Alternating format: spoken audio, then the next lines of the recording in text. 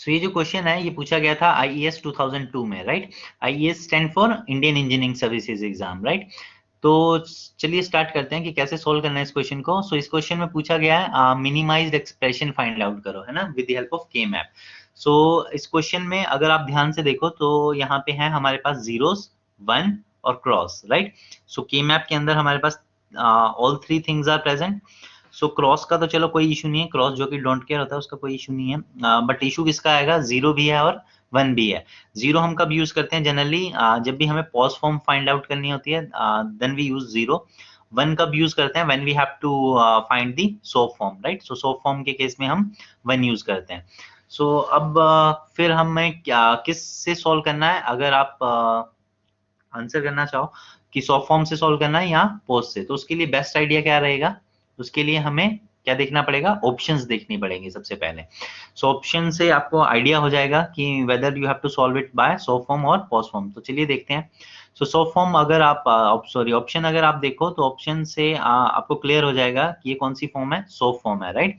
अगर आपको नहीं आइडिया कि सॉफ्ट फॉर्म और पोस्ट फॉर्म क्या होती है, so you can check out our video from the playlist. There will be a folder with the name digital electronics theory. So वहां से आप सॉफ्ट वर्सेस पोस्ट फॉर्म का difference check out कर सकते हो। चलिए अब स्टार्ट करते हैं इसको सोल्व करना। सो सबसे पहले काउंटिंग लिख लेते हैं यहाँ पे, 0 0 0 1 1 0 and 1 1, right. Similarly vertical side भी लिख लेते हैं, 0 0 0 1 1 0 एंड 1 1। क्लियर है इतना। चलो अब ट्राई करते हैं कंबाइन करने की। सो कंबाइन करते टाइम आप किसको प्रेफरेंस देते हो सबसे पहले, सिंगल वन को या क्वाड को या ऑक्टेट को, किसको प्रेफरेंस मिलती है। तो सबसे ज्यादा प्रेफरेंस होती है हमारे पास ऑक्टेट की, ऑक्टेट के बाद क्वाड की, क्वाड इज हैविंग 4 वंस। उसके बाद पेयर की, पेयर में कितने वंस होते हैं, 2 वंस। और सबसे कम प्रेफरेंस किसकी होती है, सिंगल वन की, है ना। चलो इतना क्लियर है। तो अब ट्राई करते हैं सबसे पहले, बिकॉज प्रेफरेंस किसकी ज्यादा है, सबसे ऑक्टेट की, ऑक्टेट मतलब 8 वन की है ना। तो अगर आप हॉरिजॉन्टली पहले हॉरिजॉन्टली चेक करते हैं कि कोई ऑक्टेट बन रहा है। सो फर्स्ट टू रोज से तो नहीं बन सकता है ना, अगर हम हॉरिजॉन्टली देखें, बिकॉज जीरो प्रेजेंट है, हमें सिर्फ वन वन कंबाइन करने हैं, सारे वन, या तो हमें वन कंबाइन करने हैं या फिर वन और क्रॉस का कॉम्बिनेशन कंबाइन करना है, ठीक है। चलो इतना क्लियर है। अब ट्राई करते हैं। सो फर्स्ट टू रो से तो ऑक्टेट बन नहीं सकता, सेकंड और थर्ड रो से भी ऑक्टेट नहीं बन सकता, बिकॉज यहाँ पे जीरो है ना। सो इसको भी एलिमिनेट कर देते हैं। अब थर्ड और फोर्थ रो देखो, तो फोर्थ रो में भी एक जीरो आ रही है, सो इससे भी पॉसिबल नहीं है। अब अगर आप वर्टिकली देखो, सो वर्टिकली तो बहुत सारी जीरो है फर्स्ट टू कॉलम में, सो पॉसिबल नहीं है। सेकंड और थर्ड में भी पॉसिबल नहीं होगा, बिकॉज जीरो है। तो थर्ड और फोर्थ अगर आप ध्यान से देखो, सो यहाँ पे पॉसिबल है ना। सो आप इस तरह से कंबाइन कर सकते हो अगर आप ध्यान से देखो। सो ये ऑक्टेट पॉसिबल है, बिकॉज सिर्फ वन है एंड क्रॉस है ना। चलो तो इसके लिए एक तो हमारे पास ये ऑक्टेट हो गया। इस ऑक्टेट के लिए हमारे पास अगर आप एक्सप्रेशन फाइंड आउट करना चाहो तो एक्सप्रेशन क्या आ जाएगा हमारे पास। सो इसके लिए एक्सप्रेशन आएगा हमारे पास, अगर आप वर्टिकली देख रहे हो सपोज, सो वर्टिकली कौन कौन से अगर जैसे वर्टिकली कौन कौन से कॉलम्स कंबाइंड होंगे, दिस वन ए बी, और इस कॉलम में से क्या आएगा, ए बी बार, है ना। सो कौन सा वेरिएबल सेम है, हम कौन सा वेरिएबल लिखते हैं, सिर्फ जो सेम हो, जो डिफरेंट है वो नहीं लिख सकते, बिकॉज बी और बी बार दोनों है, सो नहीं लिख पाएंगे। सो कौन सा वेरिएबल लिखेंगे, a variable which is same in both the columns, right? So we will discard variable b and we will write only variable a. clear है। सो इस ऑक्टेट के लिए तो आंसर आ गया ए। अब नेक्स्ट ट्राई करते हैं, कोई और ऑक्टेट तो पॉसिबल नहीं है, हमने सारे फाइंड आउट कर लिए। अब ट्राई करते हैं क्वाड बनाने की, क्वाड पॉसिबल है कोई।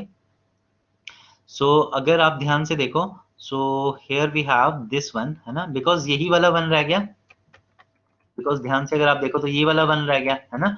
But most of the student क्या गलती करते हैं, वो इस सिंगल वन को कंबाइन कर देते हैं ना। बट हमें पता है हम प्रेफरेंस किसको देते हैं, सबसे पहले ऑक्टेट को देते हैं। अगर ऑक्टेट ना बन सकता हो तो क्वाड को, तो पहले ट्राई करते हैं। ऑक्टेट तो बन नहीं सकता, ऑक्टेट तो हमने देख लिया जितने पॉसिबल है बना लिए।